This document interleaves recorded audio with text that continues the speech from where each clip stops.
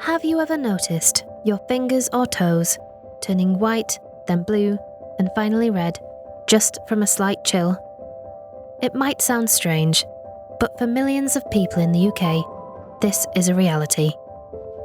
I'm talking about Raynaud's disease, a condition that makes your blood vessels super sensitive to temperature changes, even minor ones. A sudden breeze, a dip in temperature, can cause your hands, feet, fingers, and even your lips, nose, and ears to react dramatically. This can be painful, disruptive, and even emotionally distressing. Raynaud's disease is more common than you might think. According to Scleroderma and Raynaud's UK, around 1 in 6 people in the UK are affected by it. And while anyone can get Raynaud's, it actually affects women 4 times more than men. My name's Victoria, and today I'm diving deep into the world of Raynaud's. I'll be speaking with Lizzi Hooks, a clinical specialist, dance practitioner, and mother of 3, who has lived with Raynaud's since her teenage years. She'll share her experience with Raynaud's, explain some of her personal triggers, and offer practical insights into managing this often misunderstood condition. Hi Lizzi, thanks so much for taking the time to chat with me today. Before we dive into talking about Raynaud's, I'd love for you to share a little bit about yourself. Yeah, my name's Liz. I'm a mum to 3 kids. I live down in Christchurch in Dorset. I'm a physio by background, but my current job is I lead a brain injury and neuropsychology service for Dorset. I'm passionate about dancing. I love dance. I like to travel. I like to explore, but unfortunately, I've got 3 kids now and it's a little bit limited. Some people listening might not be familiar with Raynaud's disease. For those who may not know, could you break the condition down for us in simple terms? So it's an autonomic nervous system disorder, which means you don't have a lot of control over it. And primarily the symptoms will involve a lack of blood to your extremities. So to your fingers, your toes, your nose, your nipples, they're the areas your body is most likely to get affected. And the reason is that your body has a protective mechanism that if you were, say, stuck out in the Arctic or something, it wants to pump all the blood to your internal organs to keep you alive, which means your extremities, the blood vessels will constrict. It's called vasoconstriction. But in Raynaud's disease, your body does that vasoconstriction when it doesn't need to. And so it's commonly like when I go to the supermarket, I'll have white fingers. Maybe I've just got to the end of the day and I've been working hard and I'm tired. And so my body's under a bit of stress. I'll get a Raynaud's. So it doesn't mean I'm upset or I'm stressed about the situation. It's just that my brain and my body are tired. That's a form of stress.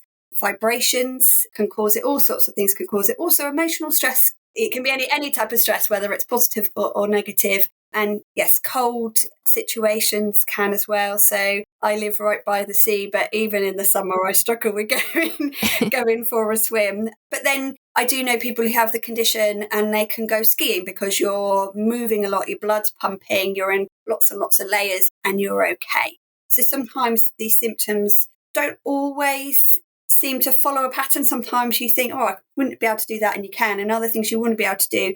And it's really frustrating. So my Raynaud's been bad quite a lot recently, and just holding a knife and fork can be really difficult because if you've got no blood in your finger and you're trying to hold and push down can be quite hard. It's kind of surprising, isn't it, depending on how you look at it, how something as simple as holding a fork can suddenly become a real challenge. And it's really eye-opening to hear how Raynaud's can affect even the smallest everyday things most of us take for granted. Yeah. So were you diagnosed with Raynaud's pretty early on? And how old were you when that happened? I can't remember the exact age, but I would have been a young teenager. I didn't really need to go through any formal testing or anything. So my mum quite clearly has Raynaud's disease. She'd always have white or purple fingers, and it was something that ran in my family. There's a strong genetic link with Raynaud's. So actually, once I started showing symptoms, it was quite clear I'd inherited it from my mum. Could you talk us through what actually happens to your body during a typical Raynaud's episode? Sometimes I'll know it's coming on, but often I won't. For me, I very often, my fingers will often turn bright white. and then they might turn a little bit red or purple as the blood's coming back in again. And that can take a variable amount of time. Because I'm cold, I tend to tense up. So that will make my muscles feel a bit sore in my back or in my shoulders or whatnot, because that's what tends to happen when you tense yourself up. You can get sort of a numbness feeling as well. So if you've got it on your feet and you're walking outdoors, it's like walking on ice. You can't really feel the floor underneath you, so that it can make it quite hard to walk. You can walk, but because you're not getting the right sensation back through your feet, it can make your balance feel a little bit off as well. And I think that mentally it kind of distracts me a little bit. So if I'm going around the supermarket and I'm having a really bad attack, I suppose it takes a lot of my brain power as well. So I'm finding it takes me a lot longer, because trying to pick things up, I have to concentrate on it a lot more. And when you touch things with your fingers when they're white, it can be really painful. It's a bit like sticking a needle into the end of your finger, or like when you get a paper cut, it can be really quite painful. So that can be hard, and you're trying to get your credit card out the purse and you can't, and you're doing it with your thumb because your fingers haven't got the dexterity in things. So that kind of leads to a sense of frustration, which probably makes it all worse as well. Yeah, that's interesting, because sometimes when you're in the supermarket and you see someone taking a little longer to, like you said, get their bank card out, it's worth taking a second to remember that there might be more going on, isn't it? Or if they see somebody in the supermarket with gloves on, or fingerless gloves, thinking, that looks a bit odd. Well, it's probably just to try and make it a little bit easier. Yeah. What are some of the typical triggers that set off your Raynaud's episodes? So, like today, I'm working from home, but it's often the moment I turn my laptop off and I go to make dinner. It's that change from being in one state, doing one thing, and then your body going, oh, right, now you're in another role, or you need to relax. And I think that's a kind of a stress response, really. So it's not that I'm upset, but that tends to sort of trigger it. Supermarket, maybe even psychological. Maybe it's just the thought of going to supermarket, because that's always a bad one for me. That's a trigger, though, with the cold, chiller aisles, and you know you've got to do it. Sometimes I don't catch the bus often, but if I do, sometimes, well, particularly the older buses, they used to vibrate. And if you put your hand on the bar to press the button, that used to. My husband brought home a Hoover the other day, and I went, I'm not using this ever again, because it vibrated as I used it. And then I was like, look at my fingers. I thought, why? I'm never using this again. That's a good way of getting out of housework. or get rid of that rubbish Hoover. But yeah, usually cold, though. I would say cold is the big thing. In terms of how often they happen, I'm guessing they're more common during the colder parts of the year. During the colder months, yeah. They got better when I was pregnant, because I had more blood pumping around my body. But yeah, generally in the colder months, it's worse. How does Raynaud's affect your day-to-day life, your work, hobbies, and things like that?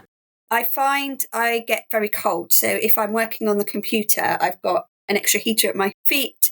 I've got an extra seat warmer, like a plug-in seat warmer that I use, or wheat packs that I heat up.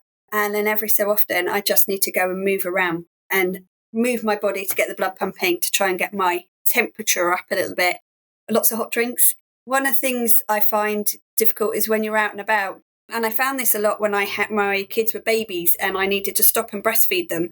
And I would often be struggling with my hands, but I didn't want to keep buying a coffee every 2 hours. I didn't need that much caffeine. So often I'll go in somewhere and say, can I just have a mug of hot water? And they look at you strangely and you're like, I need to, and then you show them your hands and say, I just need to warm my hands up. Can I put my hands on a mug of hot water? And then often people are like, oh, okay, yes, you can.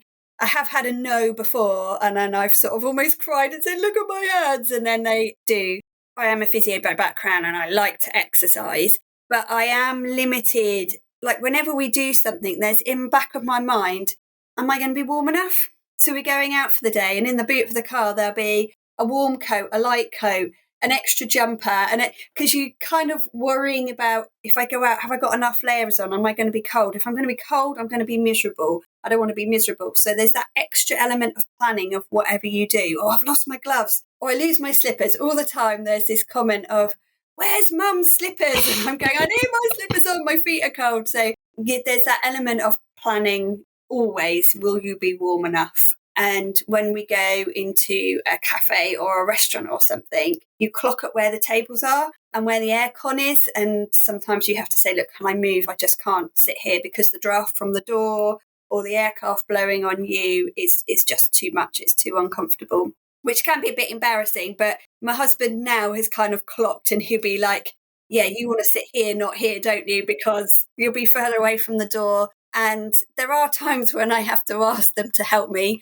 because I can't undo my shoes, or I'm desperate for a wee and my fingers are coming from the car, my fingers are like, I really need a wee.